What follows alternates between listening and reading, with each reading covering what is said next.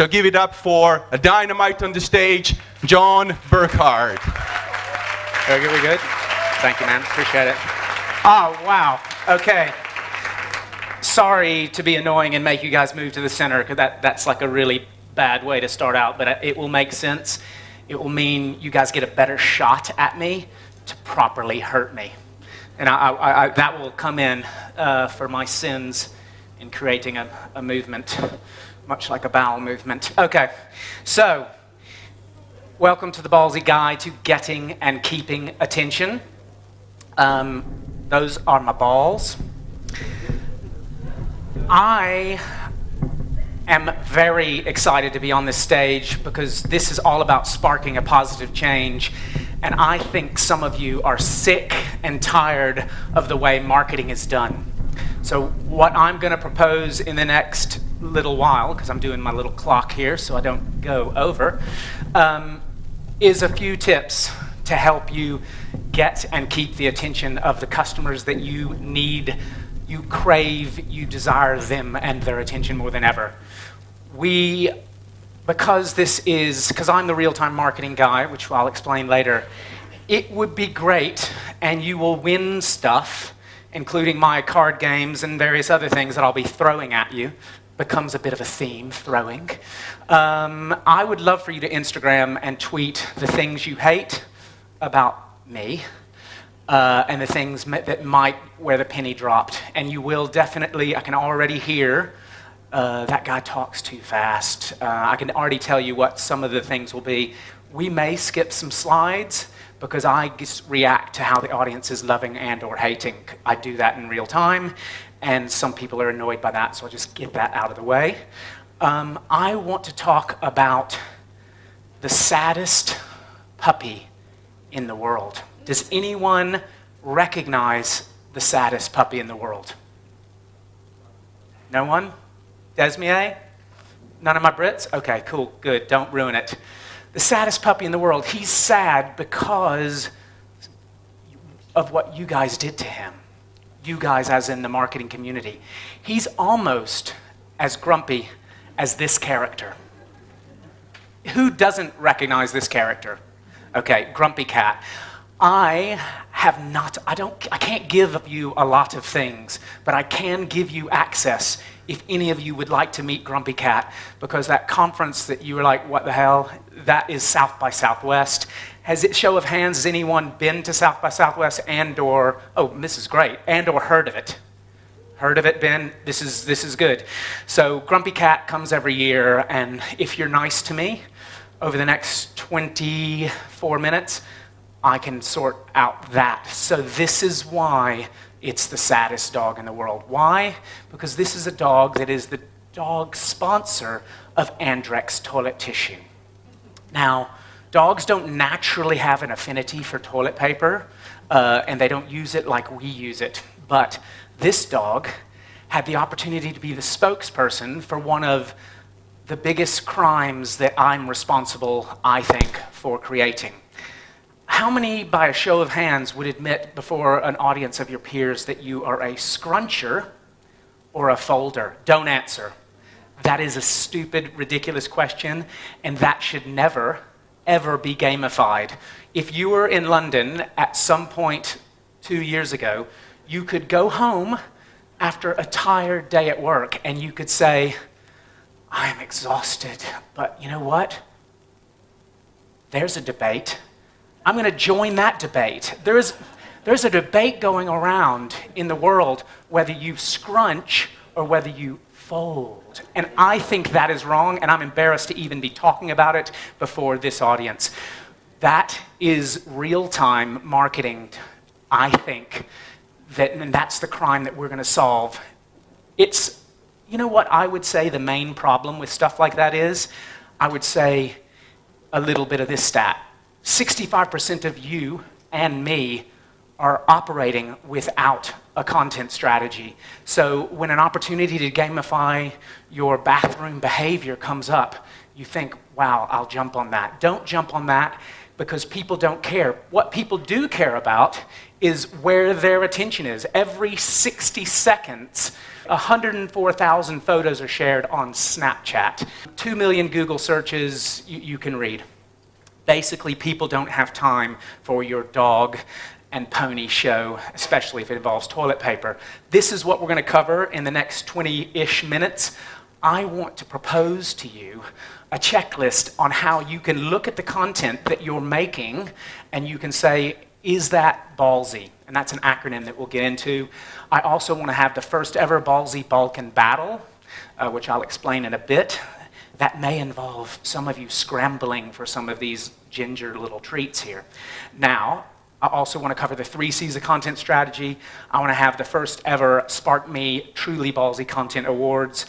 And also, I'm going to give you, wait a second, that was all too quick for me. Could you slow down and just give me some reading material? Because I didn't understand a word of that. I'm going to give you a reading list so you can turn off now if you have emails you need to send. So, and the final tips will just be, what did I miss out in my desire to cover what I cover in a 2-day workshop in 20-something minutes? I have to explain my ginger balls. These ginger balls are mine. And the reason I'm in love with it, my balls, is because that house. Does anybody recognize that house? Of course you don't. It's just a house, an old house in America. It's in Chicago. It's the only house that if you go and work there, they make you play what I call football, because I live in the United Kingdom, what Yanks call soccer. I played soccer there. It was my first job. It was the U.S. Soccer Federation.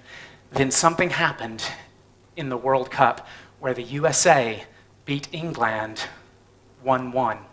And it was unbelievable. Clint Dempsey hit what I call a worm burner. It was like a little dribbler, and it went through Robert Greene's legs. I declared it International Robert Greene Day, dressed in green, had a flag rotating on a bicycle helmet, and went to my peers, who were all British, and did this. USA! Again, rotating flag. Is that you booing, or is that not? Okay. That might be you booing, is it? Okay, I'm insecure. So the reality was, I got there, they'd removed my desk. I had to sit in a corner, completely obsessed with sport. That is the only reason I tell you that, because you need to know why I've put my balls on display. They are a voting mechanism. You will get a chance to use these balls to tell me what you think, A, about my presentation, and B, about your opinion of good, bad, and ugly content. This is an interactive thing. There's a lot of balls. But the whole reason I've even been asked to speak on this is because of this lovely book that the Germans said, the magenta burns holes in my retinas. So it's a lovely design book. Thank you, Germans. And this is about brands. I'm going to do this in 1 minute. I'm going to cover the whole book, and I'm going to give out copies to the Ballsy Content Award winners who know who they are. Brands started getting crazy when Twitter came about, thinking they could jump onto trends. They did this in a haphazard way. But fortunately, my book had come out right after a tweet that was sent in the Super Bowl that was called The Tweets Heard Round the World. Oreo said, you can dunk in the dark when the lights went out at the Super Bowl. And the world of marketing went crazy and said, I want to jump on that. I want to shoehorn my brand into every live conversation going, regardless of whether it makes sense or not. Fortunately, I came to the rescue trying to say, no, no, no, no. This is about a content strategy. This is about what you stand for as a brand and how it relates to what people actually think about you. People don't think about scrunching or folding. So we need to tell Andrex to give it a rest. So these are the sins that I ended up committing. This is the main sin, I would say, is let's hijack whatever is trending, hashtag sale, hashtag Clooney. This is, has anyone, I'm guessing from the size of this audience that some of you have seen brands or even been responsible for committing some of these sins, probably accidentally. But what I want to do is pick each one of these off, just like kick them all in the bollocks and say, let's not do that, because I have to be responsible for the fact that my book led to this concept called celebrity death-jacking. Are any of you familiar with celebrities dying and brands jumping on board to try to capitalize from that? Can you yell out the name of a celebrity that a brand has newsjacked or deathjacked? David Bowie is one for the attentive.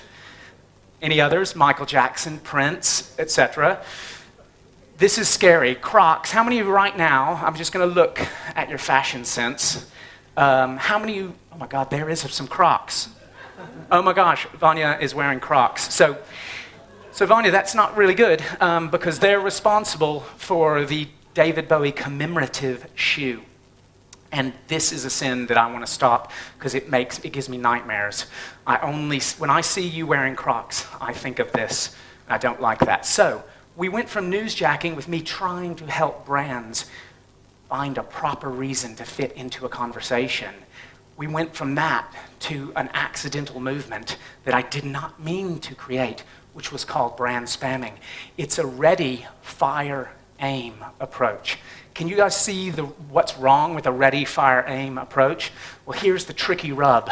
The tricky rub is there's bad things about ready, fire, aim, and then there's good things, because the reality is what we all, as marketers, need to do is we need to appear to be ready, fire, aim, but actually we think things through where we're ready for any scenario that happens. That's what I want to prepare you for in the next 18 minutes. Ready, fire, aim. It looks like you're ready, fire, aim, but the reality is you've thought of everything that can happen when, as Heather mentioned, the Montenegrin prime minister gets shoved aside by King Trump. You know, I was desperate. I mean, I looked through all the memes of the meme of like, will the guy with the shortest penis come to the front? I looked for all of the memes, but I didn't see a brand having the literal balls to do this. And maybe that's a topic that doesn't fit a lot of brands' content strategy, is the political scandal sort of scenario, and that's fair enough. It's good for you to know that that's off limits, but you need to set that and establish it with a written content strategy. How many of you actually have a written content strategy for the brands that you work on? Just a raise of hands. 1, 2, 3, 4. Okay, easily 2% of you. So this is what, for the rest of the 98% of you, this is what it can feel like when you just go with something because you think it may work. This is the gift of the year. This is what your content does to human beings. It gets better the more you watch it. I'm going to sit down and have a little watch. And then what I'm trying to do with that little arrow is we're trying to be that fat guy that saves the day. I really, after we finish here today, I would really love for people to come up and say, John, I'll be that fat guy. I am going to freaking stop the train of destruction and the trail of dead that my clients are leaving behind. If you're up for that, you can throw a ball at me later when we hand them out. And of course, we're not going to hand them out. You're going to throw them. Now, this is another example, because a lot of you, I hear you thinking out loud, you know what, we've got tools for all this social listening, and we didn't know that like the Boston Massacre Marathon was going to happen in our scheduled tweets. We're going to talk about cranberry scones. We just didn't know it was the tools' fault. Don't blame the tools, because if you blame the tools, you end up being like Nacho foul ball lady. A foul ball in baseball came towards this lady, and her content strategy is as follows. She says, this is the thought process. Look at her reaction. I'm going to catch that fly ball with my plate of nachos and my beer. She genuinely looks upset. Look at the face. I'm like, ooh, this is gonna work. Oh no, it didn't work. It didn't work. I couldn't catch a ball with a plate of nachos and a beer. Come on, lady, don't blame the tools. You're the idiot. You're the tool. If that's all you remember, actually, if this is all you remember, I want you to remember this, because anybody familiar with this Drake video? Show of hands. I love this. Brilliant. Okay, cool. Someone, there was a whoop, which I love whoops, so I'm going to talk to the whooper. Someone basically said, I like Nintendo Wii. You know what I'm going to do? I'm going to just put a little bitty touch on something that everyone's talking about, and people are going to love me for it, and they're going to think I'm cool, because I am cool. And this is what happened. She literally just put a little Wii thing there, and I think this is beautiful. I defy you to think that this couldn't be something that you all could do. I think you could all do it, and you'd look a hell of a lot cooler than me. I am an uncool dad dancing. Virginia will take the stage in 20 minutes and show me up on that front. Now, this is how I want your content to draw people towards you. I mean, like, I can't even do it, but I'm just like, I'd love to be that cool. Like, I have never, ever been cool, but you can be if you plan this right. I would love for your fans, for your brands to love you. And this is all I ever wanted for anyone, is just to be loved. And that is what it feels like. So, while I catch my breath, you know, the main thing that really irritates me is when I hear, John, this whole real-time thing, it's just not what we do in our culture. You know, I was in Lithuania, and they were like, we're not even on Twitter. We can't be brave. And, you know, I hear all of this, and I understand the cultural situations going on. But I also know you can take baby steps with your internal culture, just the way you gather together and the way you talk about what's happening in culture and how your brands can be relevant. I know that we can obliterate this phrase, we've always done it this way. This is what I want to talk about. I'm going to talk about this quickly, but I'm going to go through every step, and it's going to be, is it brave? Is it actionable? Actually, I'm too fat to jump. Hold on. Is it likable? Is it long-lasting? Is it surprising? Is it you-centric? The reason I'm not reading these words is because I'm going to actually prove these steps to you, and I'm going to prove from these lovely ladies on the front row, they have been applying. There are people in this audience that have been applying a ballsy content strategy to the content they've been making of all the speakers. That includes Rob Fitzpatrick, that includes Max McEwen, that includes my man Cameron. There are people who've been documenting this conference in the ballsy framework, and it excites me to no end. So, this is an example of the fact that we have to stay current. Okay, this is actually very rude, so hold on, I'm going to protect some privacy here. So, what we have here is Rihanna wearing what I would call a transparent or sheer dress. I would say she knew that this was see-through, and I would say she had no clue that Peter Griffin was wearing the same dress. You know when you go to an award show and like literally someone is wearing the same dress? Do you know how humiliating that is? But instead of being humiliated at Peter's faux pas, she said, Peter, you're no competition for me. She changed her avatar. That brand of Family Guy, that brand did that within an hour. They showed to their fans how current they were, but currency is only one step. That gets immediate attention. What I want you guys to learn with me, we'll go together on this journey, is immediate's great, but newsjacking is one part of the story, and it gets more fun as we continue. Sorry to hit you there. Here we go. That was a nacho moment, not knowing your audience who wasn't listening and got hit in the face. So, real-time video is too amazing for words. How many of you remember what Germany did to the host of the World Cup in 2014? Can anyone spout out the end of the final score of Germany versus Brazil? Anyone? 7-1. 7-1, thank you. While it was 6-1, I could not watch what was on the television. This is what you did to a whole nation who were hosting the World Cup. You did this to them in real time.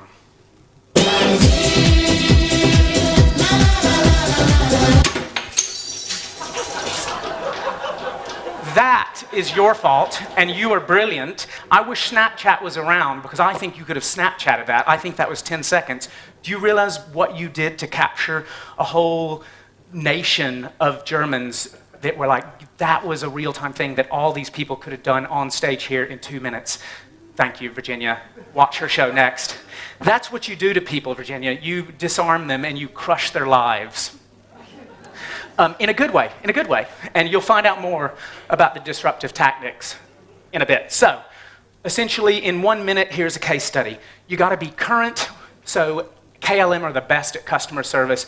They update their page on Twitter every 5 minutes to say how long it's taking them to answer a customer service query. Then they say, oh my God, you left something on the plane. So they attach the notebook of your grandmother's journal to a dog, and the dog delivers it to you in the airport. They are current, but they don't stop there. They use dogs. Currency, canine, that's not one. Consistency, that's the thing. They take every moment when they can think, what are people feeling? And they think, wait a second, you're not going to believe this. Some people get stuck in airports at Christmas time. That sucks. That really sucks. But what they did is while people are having a layover, they had a Christmas dinner. But the thing is, it's a communal thing. Just like I asked all of you guys to sit together, and that was really uncomfortable. I think that we do genuinely need to try to feel connected, emotionally connected to each other. So the way this table works is the more people they got to sit down, the lower the Christmas dinner table became. So you couldn't actually eat way up here. You had to get people to sit on these seats. Innovative, looking for the moments, consistent.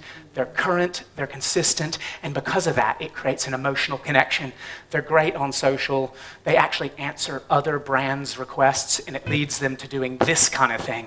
It leads them to saying, oh my goodness, Amsterdam, you're only 14 minutes from the city. So if you got a layover, why don't you go hang out with a local? And you can get to know Amsterdam with a local. This is an app that they have that people have loved, and the locals win tickets for every person that they connect with. They think, because I think, KLM is one of many brands, I wish, they're one of few brands actually, that say, what would your content look like if your customers signed the check? That is something I'd love for us to explore together. Like, this is not about me, the brand. This is about you, the customer. This is why the you-centric is really crucial. I want to bring all these folks up. I want to bring up these people. Ivana, Benjamin, Anya, and Marietta. Right here, I want you to, everyone to grab balls. We're going to grab all of these balls. This is the final, the finale. All of these are going to... So this is going to be the last 2 minutes. Because this is what I live for. I live for celebrating you.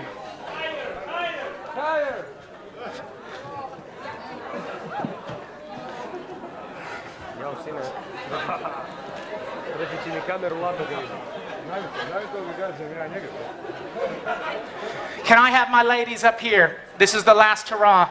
Marietta, right here. As they're coming up, I want to say, you guys, Ivana right there, working in places you don't believe in. This is I looked at all the data. This is the bravest piece of content that I've seen. I love you for that. Benjamin, who's not here, actually said this is about sparking positive change. The most retweeted tweet that was actionable. This is a little bit of likability from Rob Fitzpatrick that I created. This is amazing, Anya, like basically bringing in pop culture, Dory, and again, this was actually the most retweeted and liked bit of ballsy content from you. Thank you very much, Anya. And then finally, the best legs at Spark. I want you to start voting now, because I want to make sure we beat Max McEwen and Finding Dory and make sure Matt Desmier and Jass's legs are the most retweeted of the conference. And Marietta, I love you. You basically said, it's all about the customers, and that is all about being you-centric. These are my people. I want you all to stand in a row in front of your picture, and I want to thank you as all of you stand. I want you guys to vote with your balls individually as we're running out of time. What I want you to do is throw your balls as hard as you possibly can for my sins in creating real-time marketing, but this is about these people and how awesome they are. If you think Evena's content was the best, again, hold on. No, I didn't say go. I didn't say go. Come on now, you people. Take lessons. If you think Evena's content was the best, throw your balls now as hard as you can at me. Yes. You guys count the balls. I'm going to get my glasses. Someone literally broke my glasses. Okay, you guys count those balls. Ivana, you're amazing. Now we're going to go with, Benjamin's not here, so we're going to go with Anya. If you think Anya's bit of content is the most ballsiest thing from Spark Me, this amazing conference, throw as hard as you can at my face.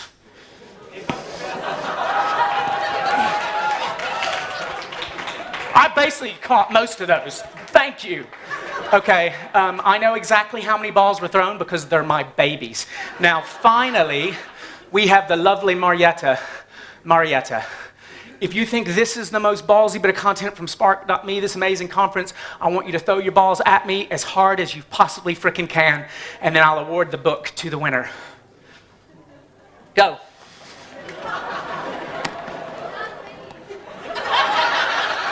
I told you to throw at me. Thank you. I'm going to count the balls and award these lovely ladies. Thank you so much. I'm exhausted. You're amazing. Thank you so much. I'm sweating, sorry. Thank you. Thank you so much. Cheers. Thank you, John. Thank you.